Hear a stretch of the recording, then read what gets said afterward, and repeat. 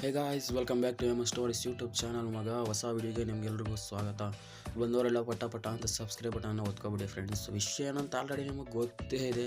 ನಾನು ತಮ್ಮಲ್ಲಿ ನೋಡಿ ನಿಮ್ಗೆ ಆಲ್ರೆಡಿ ಅರ್ಥ ಆಗೋಗಿದೆ ಫ್ರೆಂಡ್ಸ್. ವಿಷಯ ಏನಪ್ಪ ಅಂತ ಅಂದರೆ, ನಮ್ಮ RCB ಸ್ಟಾರ್ ಬೌಲರ್ ಒಬ್ಬರು ಈ ಸಲ 2026 IPLನಲ್ಲಿ ಲಭ್ಯವಾಗ್ತಿದ್ದಾರೆ. ಅಂತಂದರೆ ಪ್ಲೇಯಿಂಗ್ 11ನಲ್ಲಿ ಆಡೋದು ತುಂಬಾ ಡೌಟು ಅಂತ ಕೇಳಿಬರ್ತಿದೆ.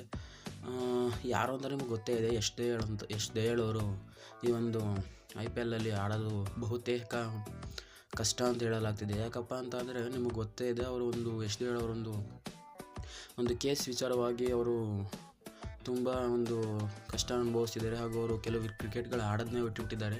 ಹೋದ ಸಲ 2025 IPL ಟ್ರೋಫಿ ಗೆದ್ದು ನಂತರ ಅವರು ಇನ್ಯಾವುದೇ ಕ್ರಿಕೆಟ್ ಆಡೋದ್ರಲ್ಲಿ ಅವ್ರು ಕಾಣಿಸ್ಕೊಂಡೇ ಇಲ್ಲ ಫ್ರೆಂಡ್ಸ್. ಅವರು ಒಂದು ಕೇಸ್ ವಿಚಾರವಾಗಿ ಗೊತ್ತಲ್ಲ ನಿಮಗೆ ಯಾವ್ಯಾವ ಕೇಸು ಅಂತ. ಆ ಕೇಸ್ ವಿಚಾರವಾಗಿ ಅವರು ಆಲ್ಮೋಸ್ಟ್ ಆಲ್ ತುಂಬ ಪರದಾಟವನ್ನು ಸಹಿಸ್ಕೊತಿದ್ದಾರೆ. ಅವರು ಅರ್ಜಿ ಸಲ್ಲಿಸಿದಂಥ ಬೇಲು ಸಹ ಕ್ಯಾನ್ಸಲ್ ಆಗಿದೆ. ಸೊ ಅದರಿಂದ ಅವರು ಬಹುತೇಕ IPL 2026 ಆಡೋದು ಡೌಟು ಅಂತಲೇ ಹೇಳ್ಬೋದು ಫ್ರೆಂಡ್ಸ್. ಯಶ್ ದಯಾಳ್ ಅವ್ರನ್ನ ಸುಮಾರು 5 ಕೋಟಿಗೆ ಅವ್ರನ್ನ ರಿಟರ್ನ್ ಏನೋ ಮಾಡ್ಕೊಂಡಿದ್ರು RCB ಅವರು.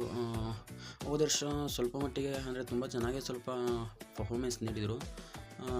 CSK ವಿರುದ್ಧ ಆಗಲಿ ಅಥವಾ ಹಲವಾರು ಮ್ಯಾಚ್ಗಳಲ್ಲಿ ಒಂಚೂರು ಕಮಾಲ್ ಮಾಡಿದರು ಅಂತಲೇ ಹೇಳ್ಬೋದು ಫ್ರೆಂಡ್ಸ್. ಆದರೆ ಅವರು IPL ಮುಗಿದ ನಂತರ ಅವರ ಕೇಸ್ ವಿಚಾರವಾಗಿ ಅವರು ಎಲ್ಲೋ ಕಾಣಿಸ್ಕೊತಾನೆ ಇಲ್ಲ ಫ್ರೆಂಡ್ಸ್.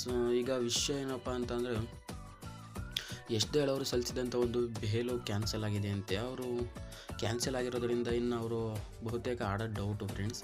ಇನ್ನು ನಿಮಗೆ ಅನುಮಾನ ಬಂದಿರ್ಬೋದು, ಯಶ್ ದಯಾಳ್ ಅವರ ಬದಲಿಗೆ ಯಾರು ಆಡ್ಬೋದು ಅಂತ. ಗೊತ್ತೇ ಇದೆ, ಯಶ್ ದಯಾಳ್ ಈಗ ಕೆಲವು ಸುದ್ದಿಗಳು ಹರಿದಾಡ್ತಿದೆ. ಯಶ್ ದಯಾಳ್ ಅವರ ರೀಪ್ಲೇಸ್ಮೆಂಟಾಗಿ ನಮ್ಮ RCB ಹಳೆಯ ಪ್ಲೇಯರು ಏನು ಉಮೇಶ್ ಯಾದವ್ ಅವರಿದ್ದರು, ಅವ್ರನ್ನ ರೀಪ್ಲೇಸ್ಮೆಂಟಾಗಿ ಆಡಿಸೋವಂಥ ಮಾತುಗಳು ಕೇಳಿಬರ್ತಿದೆ.